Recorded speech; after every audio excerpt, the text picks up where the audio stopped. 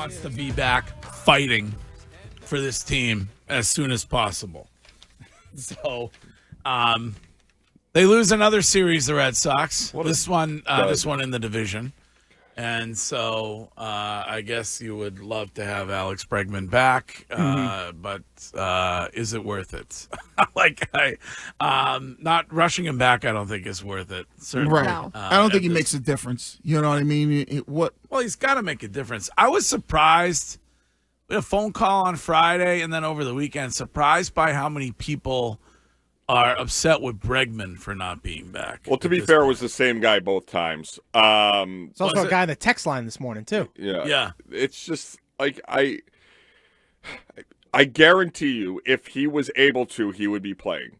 There are many things you can question a lot of people about, but Bregman's been in the Major League since 2016. I don't think there's a single story of him dogging it or milking an injury, and he would be actually selfishly helping himself because he could come back and add to the potential ask when he opts out at the conclusion of the year. That's the only thing he's playing for now.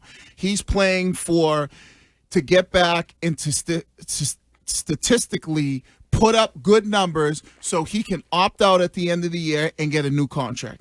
That's the only thing he is playing for, because when you look at the team, with him back, they're still not going to be very good. You know, he'll add a little bit to it, but it's like when we talked about with Devers, is that if Devers was still on this team, it wouldn't make a difference. They'd still be right exactly where they are. Do you think he wants out of here, or do you think that he looks ahead and says, this is a spot I want to be, and, you know, It's a great question. Well, isn't his wife doing some kind of program at a hospital in the city on top of him liking Alex Cora and then paying him $40 million a year? I mean, like, I don't necessarily believe he wants to leave. He would leave for more money, but I don't think he necessarily wants to leave. He's not bound here. If Boris is your agent, you're just a mercenary. You'll go anywhere. Yeah, but you go to the highest bidder. Right. And also, who's to say Cora's here next year? Right. Which was one of my other leads this morning, where is his name now back on the table for being fired by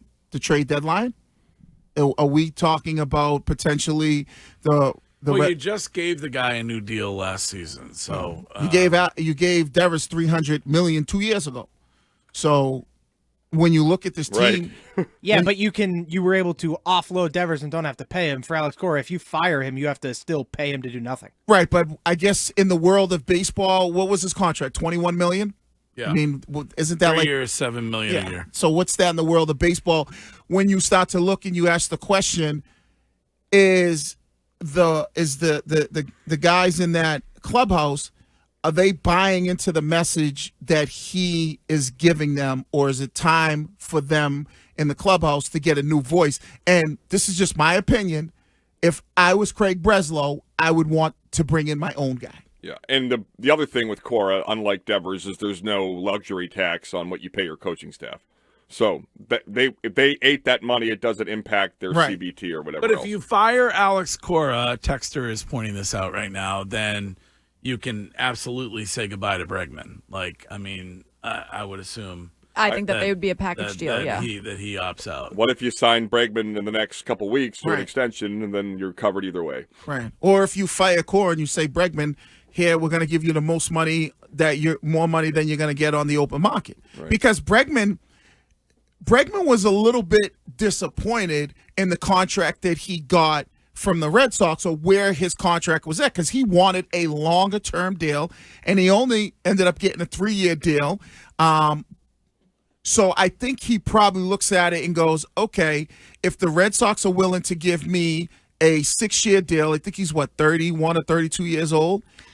I just don't understand why he would sign something longer after the first go around. He signed after a 1-year opt out. Like, the fact that it was so player friendly in the beginning made me believe that he did not want to be here for that long. I don't think he counted on getting hurt, so I think that probably. But I think he counted on Alex Cora being here for the entirety. Yeah, but I think that changes their perspective on it. Well, he wanted $200 million, right? So that's why he probably signed the 1 year player option. It actually makes sense for all parties to do something now. He's nervous. He's going to opt out. He wants to get more money guaranteed. The organization is sitting there looking like morons with Devers playing elsewhere before you even have Bregman in a rehab assignment. You say, let's come together, 4-year, 160, fully guaranteed, whatever, something like that. And then everybody's happy, and core or no core, Bregman's here. Yeah, that's what because he wanted a, $200 million deal, but wasn't able to get that. I forget what Houston initially offered him back when he was a available free agent. 2 trash cans. So with Bregman, I think that... Oh, that would be great if the Astros had trash can nachos inside the park. They'd have to get Guy Fieri to sign off on that, right? Isn't that his trademark that? Can we get a single baseball season in the summer? Is that too much to ask when you're charging the highest ticket prices in baseball? Right now in Boston sports, we start talking the draft in October, and we start planning the offseason before July. God, does it suck. Not this year. You ain't getting no baseball in the summer. It was Thursday of last week in which Craig Breslow said to us that he and they still believe in this team, and this team they believe it's a playoff team. Yeah. Okay, what else are they going to say?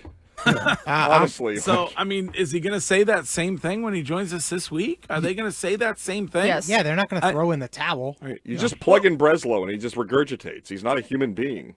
Yeah, I think in order for them How can you believe in this team at this point? You can't even win a series. Yeah, but they can't tell you that. They can't tell you they're giving up. Right. You would absolutely destroy any coach or GM that basically said, "Oh yeah, we're giving up." Like if anybody came out and said that, you would destroy them. So even the Rockies manager at one point said, "Don't let us get hot." Oh, he has a point. And the thing about where they are right now is, and I don't believe that they feel like they believe that they can do it, but they're still close enough where if they hit another little, streak that they hit, a few weeks ago, they'll be right back in the mix of a wild card spot. So they're not, until they get like 8 or 9 games. When it comes to starting pitching, they have one. Right. I mean, Giolito has looked pretty good his last couple starts. Bale's looked good. When you look at Bale's stats, go back and look at his stats. He's given you like 6 innings, and he's looked good when he's been able to take them out. They're in a position, and this is the I guess it's the crappy thing about it, is that the rest of the AL is not very good. So all you need to do is go. So how bad are you that you're in this position in that American League? If the rest of the league sucks, then why are you this bad? Curtis, I agree with you, but the problem is if they win 2 or 3 series in a row, now they're right back in as the 3rd wild card spot. They just can't hit. If they get hot with the bats at all, they're going to catch right back up to the wild card race. But honestly, right now, it actually makes more sense to sell. Like, you're not having it. You already got rid of Devers. Chapman could get you back a haul. Like, oh God, I'm serious. I really do think that. It sounds like if they are going to, it's going to be Jarren Duran who goes. Don't you think? Oh, I can't lose him. Yeah. That would be. Maybe they should have a Duran play at MGM.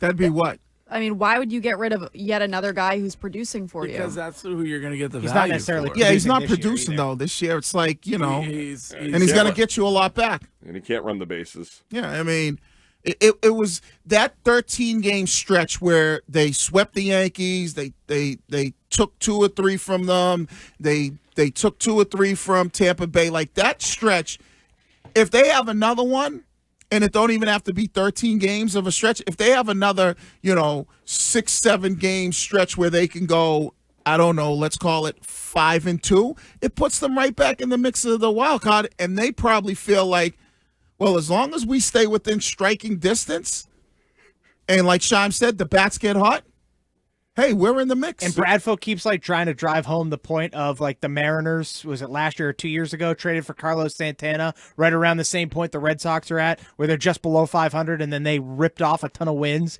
in the second half of the season. And like the same thing could happen for the Red Sox. And I came to this understanding with Ken on Saturday, and we all were trying to figure out how could you possibly trade Devers the night that the season felt like it was back on Father's Day, where you sweep the Yankees, you're on a roll, Fenway's, lit, everybody's having a great, beautiful afternoon.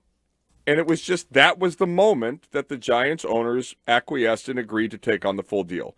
The part of the season is not relevant to John Henry, Sam Kennedy, the whole Red Sox brass. Like, it's just, whatever happened in Kansas City was a point of no return. John Henry said, I am not paying him to play for anyone else. You are finding a taker. He's gone. He is insubordinate. He's all these things. They don't know what the they're doing. So that's why it just happened. There wasn't some plan to force him into a cab or like, why would they get him off the plane? That happened because the Giants said, okay, we'll take him. But I think it's best we go our separate ways. That's what they said. But wait till you see how electric it is over there tomorrow night, because it is Christmas in July with the Hallmark stars. Did you see that? Like, is there anybody there? It's Christmas in July with all of the Hallmark Christmas movie stars. Wouldn't you do that on July 25th? Just a question. In the middle of the absolute debacle, this was on Friday, 1:09, email in my inbox. It's beginning to look a lot like Christmas at Fenway. Meanwhile, they are a dumpster fire. They are literally burning up. Well, Red Sox ticket office, Christmas in July, Fenway Park, with the stars of your favorite Hallmark movies. Is Lacey Charbert going to be there? Is that her name? Oh yeah, Oh, Gretchen Wieners. Yeah, that's probably. a different one. That would be a big. That would be a big one. That would be a big get. How is it possible that she is in every Christmas film on the Hallmark Channel? That's become her thing. Well, her father's the inventor Yeah. of the She's toaster in strudel. every movie. She crushes. But I get she crushes, but it kills the plot. It's the same. She's in every single one. Yeah, you gotta kind of. Well, that's what those channels just do. forget about the last one you How watched. many times can one person move to a new town and find love just in time for Christmas? Or Like, fall how in many- love with a snowman. I mean, how many times? Well, that was Shime golfing with Greg. Yeah. Well, Curtis, Hallmark Night's going to be great, but it's really the warm up to Bravo Night, which is August 1st at Fenway. I have to say, though, what's more predictable, the Hallmark movies or the Red Sox season burning up before July? Every single year.